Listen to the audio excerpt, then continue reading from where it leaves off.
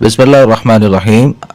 अनस इब्न मालिक रज़ी अल्लाह अन्हु की हदीस है, नबी सल्लल्लाहु अलैहि वसल्लम ने फरमाया, ला युमिनु अहदुकुम हत्ता युहिब्ब लिअखीहि मा युहिब्बु लिनफ्सी। तुम में से उस वक्त तक कोई शख्स भी कामिल मोमिन नहीं हो सकता जब तक वो अपने भाई के लिए भी वही चीज़ पसंद नहीं कर लेता जो अपने लिए पसंद करता है। इस हदीस मुबारक का मफहूम ये है कि जो जो चीज़ें मैं अपने लिए पसंद नहीं करता वो किसी मुसलमान भाई के लिए उन चीज़ों को पसंद करना जायज़ नहीं है। जैसे मैं नहीं चाहता कोई मुझे गाली दे, मैं नहीं चाहता कोई मेरी गीबत करे, मैं नहीं चाहता कोई मेरे ऊपर बहतान लगाए, मैं कभी नहीं चाहता मुझे कोई बेइज्जत करे, मैं कभी नहीं चाहता कि मुझे कोई हकीर जाने।